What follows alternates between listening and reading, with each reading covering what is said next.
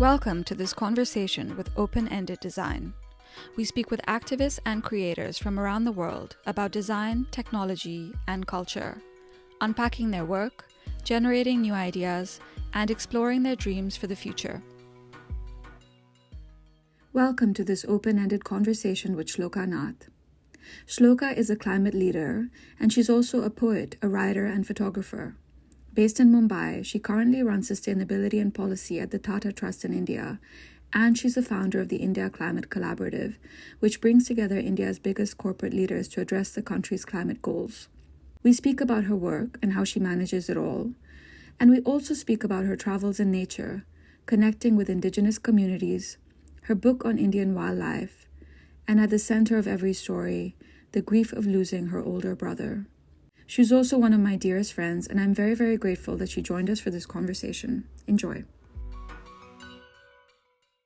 Welcome, Shloka Nath, to this open-ended conversation. Shloka is a writer, a journalist.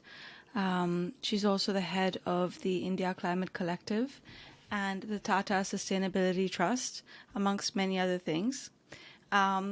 She's going to talk to us about her career and her work, and we're going to go into a lot more detail. But I'm, first of all, just very grateful for Shloka to joining us from Delhi. You've had this incredible career where you've really crossed disciplines over and over again, and you've done so quite, in my opinion, effortlessly. But perhaps we could start with your most recent two hats that you have on.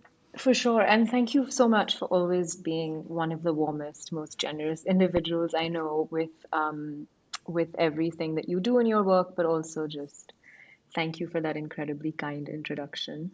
So I really sort of landed in this space by default. I think I was someone who was very passionate about climate and what was happening around us, but do not have a formal education or training in the space per se. Never did a degree or a master's in, environmental sciences or energy systems or anything like that, but really sort of recognized that there was a gap.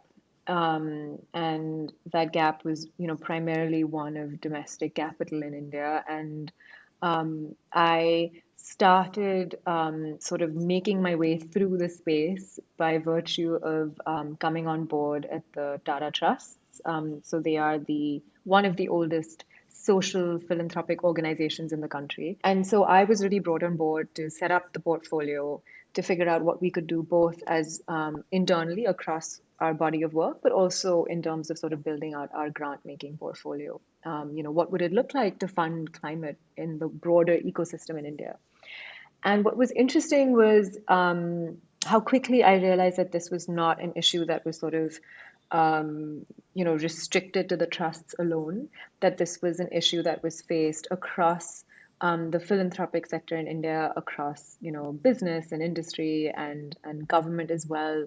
There was a pressing need to drive climate change action in India. We are the fifth most vulnerable country to climate change. There's a high gap in climate funding. And that really hinders mitigation and adaptation efforts. So just to give you a small example, we suffered losses to the tune of 37 billion USD due to extreme weather events in 2018 alone. And India is projected to lose 3 to 10% of its GDP annually by 2100. So it's a problem that's only going to get bigger in size. It's already impacting our quality of life, as I mentioned. And there was, as I said, this critical gap in needing to drive more climate change action. But as I realized very quickly, the entry barriers were not restricted to sort of the foundation that I worked at alone. It was across the board, across philanthropy in India and across many other different sectors and geographies, whether it be industry or government.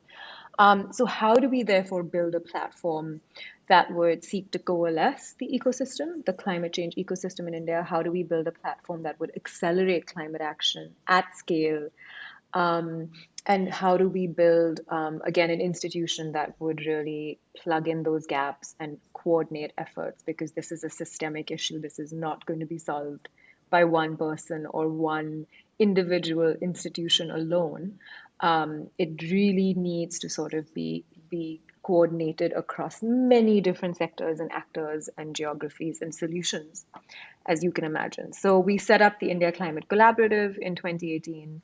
It was founded by a group of philanthropies and business leaders who were committed to accelerating India's development goals while also exceeding action on climate change.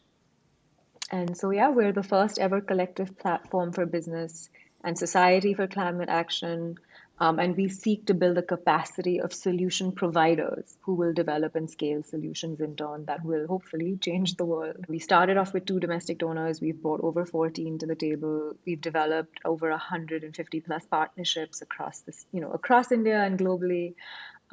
We funded, over 15 projects directly. We've hosted, I think, nearly 50 workshops and convenings and consultations. We've landscaped close to 100 organizations for funders.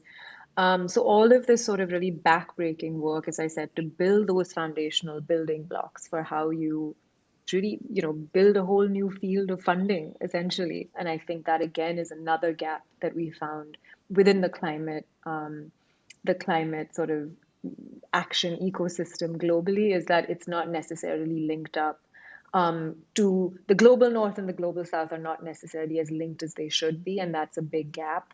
And how do we inform the global narrative from the global south? It's not just sort of a Western driven narrative, or a narrative that necessarily is held by the global north, but it has to be populated by the priorities of what's happening in the developing world as well.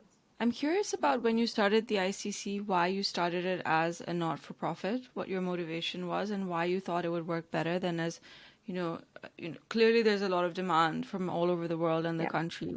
Why not set up a business? There are many reasons for that. I mean, the first is that I think just the overall mission in mobilizing a set of capital that has thus far been dormant in this space in India. So that in itself was a gap, right? The fact that philanthropy and civil society was not really at the table when it came to the conversation on climate change, like that funding that is truly catalytic. Because if you think about it, like philanthropic capital is patient, it's flexible, it can take big bets and risks in a way that other forms of capital can't. And at the same time, as I said, it's needed to really catalyze and trigger, the ecosystem around it. Again, it's also agenda less in the sense that it very much, seeks to represent social imperatives, society as a whole, unlike, for-profit funding. And which is very clearly like aligned with a certain set of interests and outcomes, right? So I think for all of those reasons, it was a missing sort of, piece in the puzzle that's really important to create new and impactful solutions, to accelerate those existing solutions, to unlock potential markets, which is really, as I said, the work that we like see ourselves doing. And I think finally, it's also the capital that will really sort of, I think, help align a lot of financial investments towards common knowledge outcomes. A lot of what we're missing in the space is also, I think, an ability to not necessarily, to avoid that duplication of research, to ensure that we're exchanging ideas and best practices and we're sharing existing knowledge. What is the capital that best represents, that open source philosophy? I really think that it's only sort of philanthropic capital that can, again, play that role in a way that no other capital can. I'm curious about your thoughts on COP, because on the one hand, those are the kinds of conversations that were probably happening. But on the other hand, I don't know, financially, we're just not incentivized in the private sector to invest and to build in that way. And I wonder if you see things shifting. Yeah, I think it's a great question. And finance was a big sort of discussion.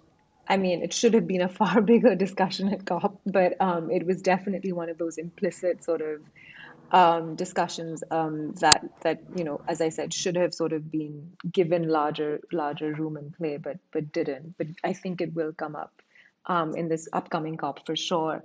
Um, so I think, look, I mean, just to sort of maybe hone in a little bit more on sort of what I mentioned about, the power of like philanthropic or grant capital as compared to other types of capital. I think one thing is just the potential in terms of, how much we need to unlock. So just to tell you, I mean, to give you a few figures, like when it comes to global philanthropy, climate change attracts, a mere percent of 2% of global giving. It's you can imagine how much less that is in India. When it comes to domestic philanthropy as a whole in India, I think less than 5% of philanthropic giving goes to sustainable development. So, climate again is a much smaller subset within that. And when it comes to corporate foundations in India, we have this corporate social responsibility law. Only 7% of CSR funding in this country is allocated to to environment. And again, within that, climate is a much, much smaller subsection. So we're talking about really paltry figures that are sort of, moving towards this problem while recognizing, as I said, that funding can really activate key levers to enable climate action, whether it's on the technology side, building those pilots, that proof of concept for scale, whether it's on the policy side and being able to intervene, as I said, in areas where other forms of capital can't, whether it's in building those necessary sort of shared knowledge, tools and data and research and evidence that we really need to build. Whether it's in unlocking markets or building out operating models, or even in capacitating funders and implementing organizations, or even government. All for in terms of the range of what is possible and what is needed, all of the levers. Really, all of these are levers that could be activated by funding and by finance. So I think that's just to tell you, like, that's one of the reasons we really decided that our primary stakeholders in terms of who we would work with would be funders, and we see them as ecosystem enablers. So that for sure. I think when it comes to this larger role around, other forms of capital, I think again, government and the private sector cannot do this alone anymore. So I have a really good example for you of like a tool that we're investing in, and maybe you will enjoy this example because I know you work in data, and that you've seen sort of the transformational impact of tech and data for good. So we've invested in a tool called the Climate Risk Atlas. This was developed by a climate policy think tank here in India, the Council on Energy, Environment and Water, and the ICC is actually given the seed funding for that. It's the first of its kind tool in a developing country. The idea is to catalyze how you might really de-risk assets and infrastructure across this country. Um, uh, it's a satellite-backed tool, and it is one that really goes down to the district level to identify like risks and vulnerabilities at that level of granularity. And what it's done is already just within sort of the first 30% of like work that we've started on this tool, we've already discovered that over 80% of India's districts are extremely vulnerable to climate events. And that includes heat stress, water scarcity, crop loss, biodiversity collapse, increasing vector-borne diseases, rising sea levels. There's a whole host of indicators, as you can imagine. And but through quantifying those climate-induced disasters, the idea is to really produce a risk rating index across this country for various states and districts. And the atlas itself will help build, or rather, will serve as evidence to build that necessary infrastructure for communities to build their resilience, right, across this country. And what we've done, therefore, is use funding as a lever to build this necessary infrastructure around data and research. And it's something that now, Brazil and Bangladesh and Nepal, all these governments are, adapting this tool for their own countries. We have many state governments across India that have picked this up in terms of research, and they're using it to inform how they build out disaster related infrastructure for their states and for communities in those states. So it's a massive exercise, but I think what it shows you again and again is like how transformational funding can be when it comes to solving for those necessary, as I said, levers um, to really amplify scale and accelerate climate action. How do you design for growth, and why India, and how is that going to manifest as you see it, and by when? What is very clear is that there is no critical pathway to sustainable development that is innocent of climate anymore. It doesn't exist. And I think for India, the government's focus thus far has been very rightly to target and lead globally on things like grid scale renewable energy, while seeding efforts in the development of hydrogen or electric mobility. The government does need support on moving the action beyond government controlled sectors and institutions to civil society organizations, local planners, institutions at the grassroots level, to industrial actors and markets, as well as, of course, the wider public. And if we, even just unpack, for instance, the net zero commitment, right, that India has made, that it wants to get to net zero by 2070, that is going to require roadmaps and sector specific strategies for national as well as subnational government actors. And that means we need to sort of figure out what is that pathway. But again, there is a really important role to enable science-based, equitable, and cost-effective measures to build that necessary resilience in vulnerable regions and populations across the country. What's an example of something you're working on that is in a vulnerable region, or is it, I mean, and also I'm curious about like how much of the stuff that you're doing is like very like region specific or community specific, and how much feels like it's bigger, and how you're actually managing that in your own head. Yeah, so I think a good example is actually the climate risk atlas that I mentioned recently. So, the district level climate vulnerability Mm-hmm. index that we're presenting for across states and union territories in India. So that's really a way in which to, it provides a foundation to actually plan strategies to enhance resilience, because you can use that data to climate proof communities, economies, as well as infrastructure. And it's something that we actually launched at COP26 as well as the World Climate Summit. And that was, I think, a big sort of moment for us for sure. I think the other example that we're building out right now, and this is really a first of its kind program for the Global South, is something we're calling a just transition framework. And really, what just transition refers to is ensuring that communities and sectors aren't left behind as economies transition to a low carbon, development pathway. So, how do you ensure that those 4 million coal workers, for instance, in India, as we plan a coal phase down, are taken care of and are moved into livelihoods that are, more representative of the low carbon, economy that we want to build eventually, or the green economy that we want to build. And but at the same time, recognizing that these decisions come with real consequences, because regions and communities with a very strong economic dependence on fossil fuels, they are going to be negatively impacted by the move to renewable energy, right? They're not necessarily, I mean, renewable energy, projects are not often located in the same geographies as coal Hmm. power. Just like a simple example. Is that something that happens everywhere? It is around the world. I think the difference is that in India or in developing countries, and this actually comes back to your point earlier, so here about how India is going to provide the template for so much of what is going to need to take place in the global south. There's a real leadership opportunity for India in that sense. Um, but it is happening across the world, but in developing countries or in the global south, it's far more complicated because those necessary like social safety nets don't exist. Hmm. You don't have the necessary sort of regulatory protection measures, whether it's like unions and, workers representatives, etc. They just aren't sort of as robust or well percolated throughout the country as they are in, let's say, the developed world. So how do you really build out these transitions while recognizing, as I said, that those social,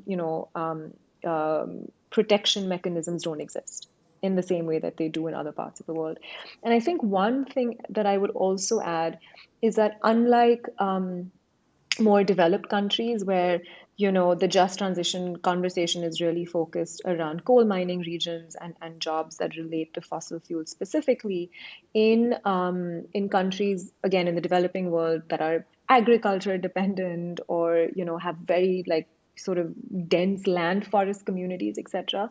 It's also prevalent, that conversation is also extended to those sectors, right? Like transitioning India's agriculture sector is also going to be a big part of the just transition space, as well as like, the transportation sector, like automotive hubs. When we talk about moving to electric mobility, you have to talk about, livelihoods along with that. And I think that's really sort of the difference, is that it's far more widespread in terms of what that transition looks like and who it's going to impact in the developing world as compared to the developed world. And as I said, the social safety nets just don't exist, and the research is obviously very nascent in terms of even starting to understand the problem. And the fourth thing I'll finally say that's a major gap is the stakeholders. We need to bring in industry. We have to have these conversations with a much wider variety of actors and not just with government. So a lot of work to be done, as you can imagine. Well, so I mean, thank you for explaining all of that. And as you speak, I was thinking a lot about two things actually. One is that you've been speaking a lot and doing a lot of incredible interviews and having conversations about your work. Um, but you bring your own very particular form of empathy and use of language to all of these conversations. And you and I both know that that isn't just because you're sitting here reading policy documents or working with investors and donors all the time. It's because you are an artist also, you're a poet, you're a photographer, and you have spent probably most of your life thinking about conservation and engaging with it in different ways. But I'm really curious about that. If you can talk a little bit about your amazing photography, your time spent in conservation, and maybe a little bit also about your writing and your poetry, because that's outside of your journalistic career and it informs, I know, your work and your thinking in this space on the one hand, but it's also a completely separate part of your life and your practice on the other hand. Thank you for that question. It's honestly not one I get asked very often in this space, especially. And yet it's like, it's so interesting that we don't get asked, sort of these fundamental truth, or beliefs about like why we do the work that we do, given that we work in perhaps what is the greatest existential challenge of our time. I feel like we should be philosophizing it, philosophizing about it far more than we do. Um, a couple of years ago, I actually traveled to northern India, and there's this place overlooking the plains of Bangladesh where the Khasi people live in a forest that receives more rainfall than anywhere else on earth. And during the monsoon season, travel between villages is actually cut off by floods. And these floods transform this entire landscape from a forested canopy into these isolated islands. And this hill tribe, the Khasi, they have evolved living root bridges that are actually created by guiding and growing these tree roots that you can barely wrap your arms around. And they do this through a carefully woven scaffolding.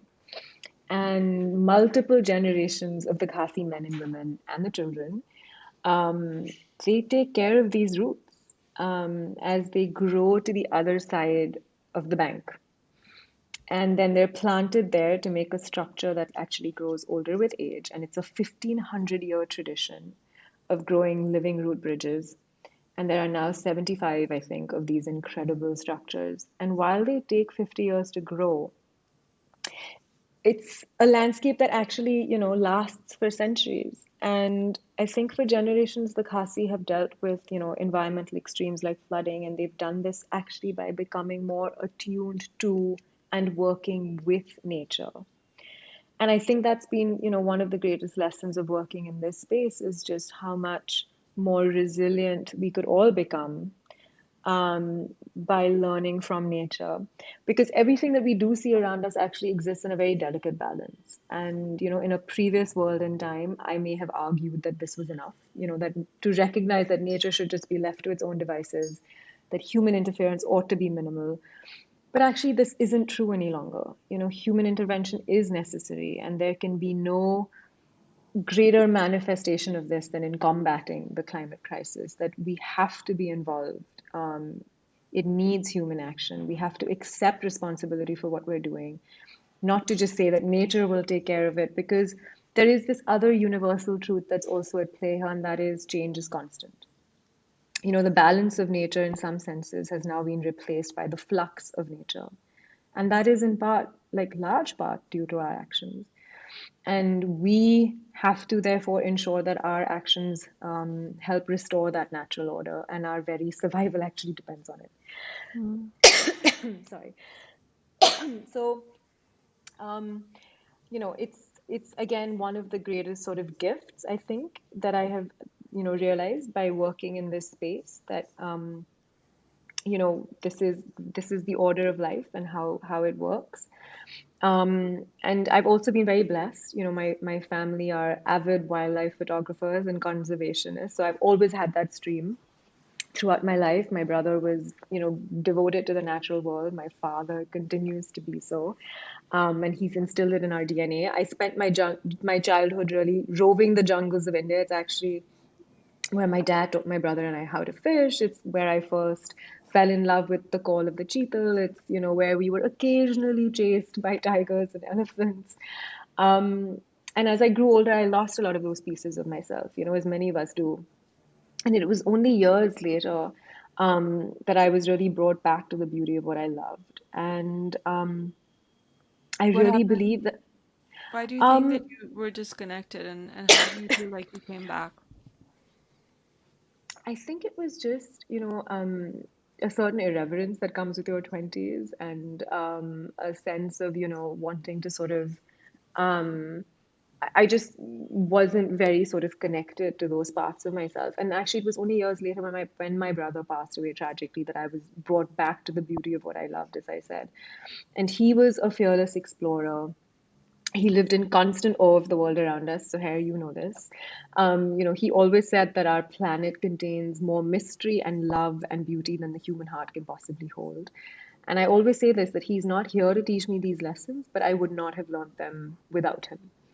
And I think it's interesting, but the human heart, is not meant to be closed off. And again, my experience with nature has taught me this again and again, because the heart is as vast and limitless a land, as is this planet that we live on. It's a land of striking contrasts. And, it's an astonishing sense of diversity, this planet, that forms really an indelible part of our imagination. So, um, it really, as I said, brought me back to the sense of solidarity with, the planet around us, with all of us who share this planet. And we're not here on this planet to endure suffering, but it's actually, this planet is really where we can actualize our hopes. I really, really believe that a conscious engagement with shared living is the path forward. So that's my story on that front, on the personal front. Well, I mean, it is, and that's a very um there's so much depth to your journey and your experiences, and it's funny when we verbalize things how um we can go on and on about the things that we're doing or we've accomplished or what someone else thinks or said, and the projects that we're working on, and this sort of like, as you said, the heart, this depth, uh, greater than any ocean, right, within each of us. It's so much easier to just skim the surface because otherwise you could go on forever. But it is so interesting because you grew up in this magical way, and um, yeah, your brother was the oldest soul. He was connected to nature in a way that, you said, oh, there's irreverence of your 20s, but he never really had that. Yeah. He always stayed connected in his heart to the planet. And, as you were speaking, I was thinking, we're so reductive in how we think about what it means to quote unquote, solve the issues of our time, which of course have been precipitated by us as a race. Um, but we sort of take ourselves out of the solution as opposed to understanding that, first of all, it is a longer journey. You're on a very long journey. You're on a very long journey with Kavish also, your brother. Um, and, the Khasi people and the trees and this sort of waiting and being patient, and how that's something that we don't understand or talk about enough at all. And I just wonder if everyone had showed up at COP and talked about time and Yeah. how to consider how we must see ourselves within this, longer space, and one in which, of course, I know we have very little remaining to make changes. If people might just have listened a little bit more and connected a little bit more deeply to possibilities, and also found a new kind of humility within that. And I don't know, as you go from one meeting to another, I know right now you're in Delhi, coughing in the pollution. Um, You picked up on that, yeah. how how that becomes part of the narrative or conversation, also how much you want to make it personal, because not it's not your business to expose all of yourself for the sake of your work. And yet, like you said, it is this existential crisis, and very few people, especially of our age, frankly, are able to engage with it in the way that you are. And I think part of why I'm telling you that I think part of why you're being able to be so productive is because it actually resonates inside of you as well as intellectually. And that's why you're able to connect with your work on so many different levels. But you know better than me. No, I think you said that beautifully, and I really appreciate that. But it's all true. I sometimes I feel like we get so taken by the science of things and the facts and the research and the evidence, and it's all true. But we've had this knowledge for decades.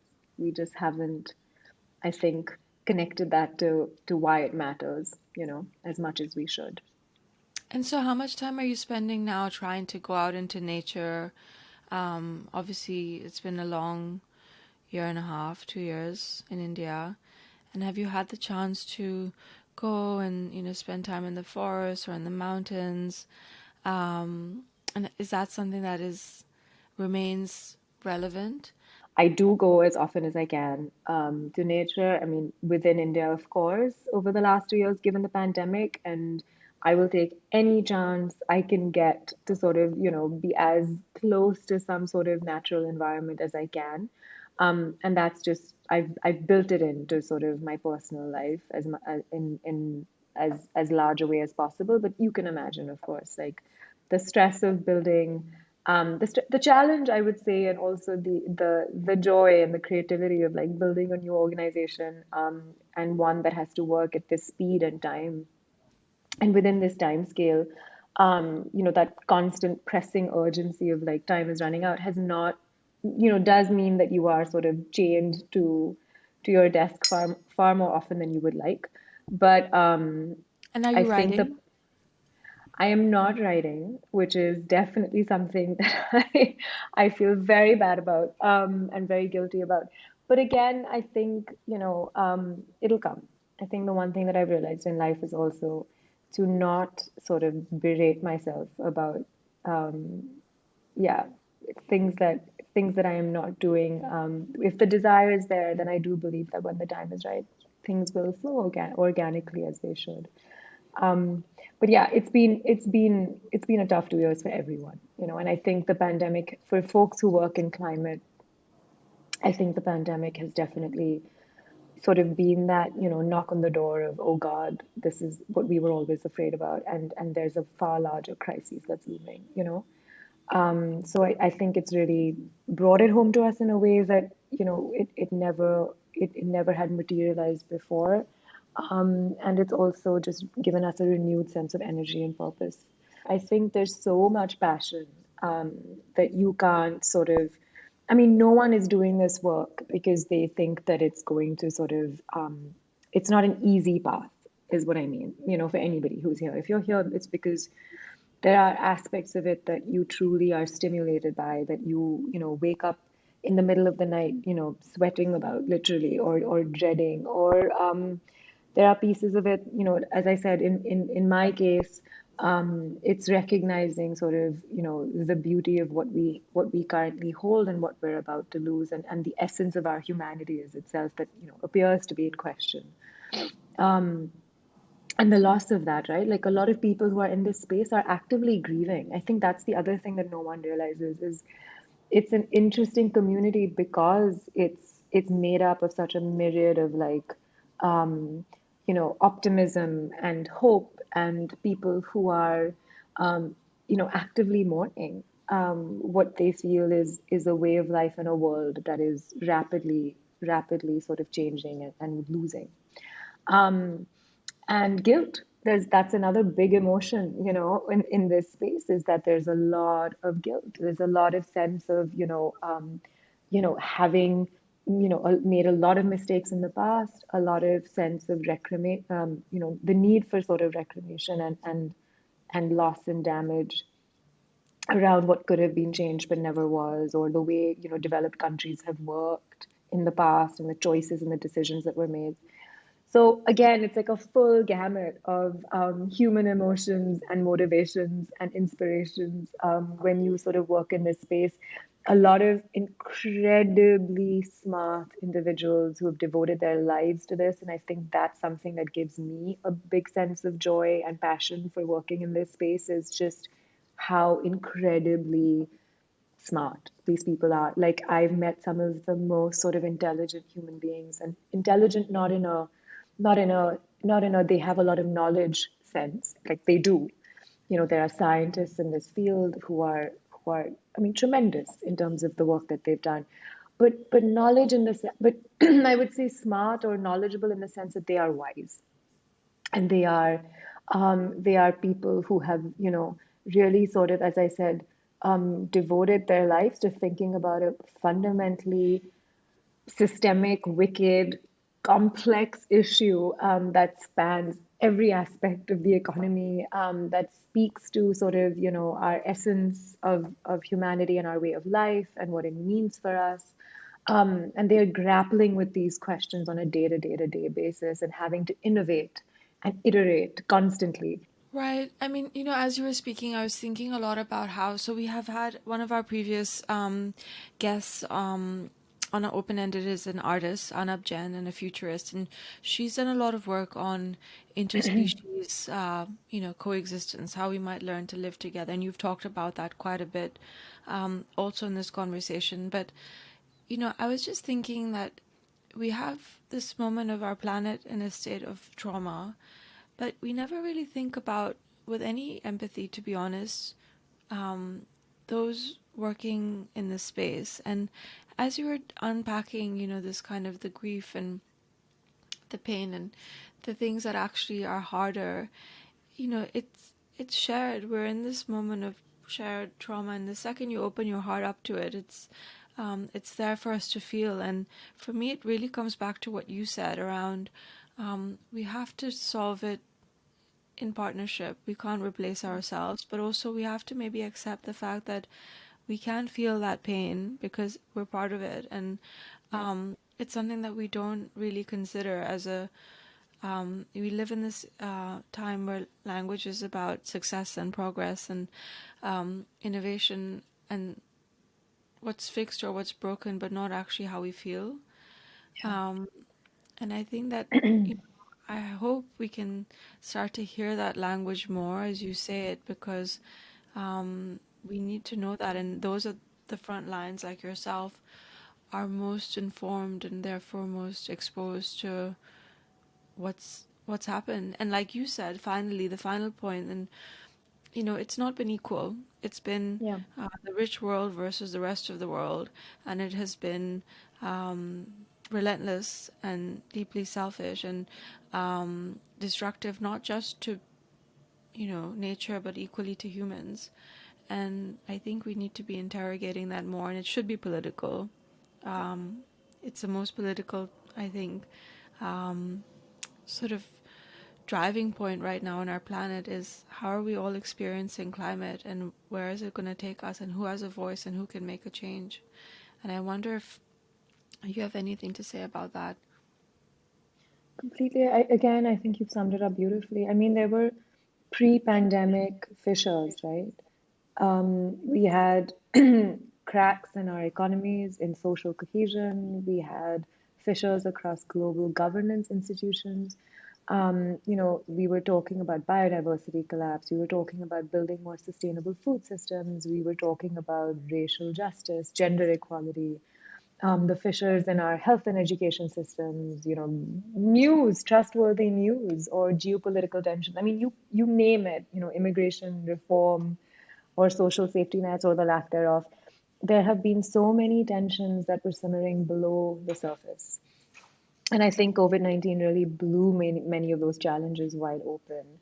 And then, as I said, you've got these exacerbating, factors like divergent value systems, whether it's, and they were diverging on the basis of wealth or age or race or gender or nationality or religion. What I find is that in popular discourse, there appears to be more forces that highlight humanity's differences than what unites us. And so when we talk about building back better, when we talk about transitioning to greener economies or a greener way of life, we really need to think about, that radical shift in trajectories has to be inclusive. It has to be, one that really speaks to sort of uniting us rather than driving us apart. And that is the language that the climate community needs to adopt. There is a certain arrogance within the climate community about this notion that we have, we've got the greatest existential challenge, right? Like this is, no other challenge kind of faces sort of the problems that we do, or is as complex and complicated. But I think what is evident is like this is not something we can solve for alone. Like it's going to have to incorporate every single other development agenda and priority in order to be solved. And we have to make sure that they hear us and vice versa when we talk about the kind of future we want to build. It has to be done together, and we have to apply human ingenuity to solving all of these great challenges, within the next decade before it's too late. But it's just not going to happen alone anymore. That's really, I think, what's key. We wrap up all of our conversations with a call to action from yourself. And so I wonder if there's anything you'd like to share for our listeners. Just this, that, we need a new charter for the post-Bretton Woods institutions. One that really respects and is in line with our planetary boundaries. It respects the rights of nature. We need to sort of reimagine what wealth creation looks like. We need to bring together different factions and actors and generations, to build a better future. And we just need a more empathetic world. My call to action is always to sort of move forward with compassion and kindness and empathy, that we are facing a very difficult era in humanity's, evolution, and it's going to require the best of us, not the worst. So my call to action is reimagination, a new charter for how we exist on this planet, and one that really moves forward with empathy and compassion. Okay, well, thank you for sharing that. And I know that Kavish also just heard that and was very proud of you. Thank you, Shloka. Thank you, Sahar, and thank you to the open-ended team. It was such a pleasure working with you all, and such an honor to be here today. So thank you. Thank you for listening. We welcome you to join and continue the conversation over on our Instagram at openended.design. You can also find us on LinkedIn at Open-Ended Design and our website at www.openended.design.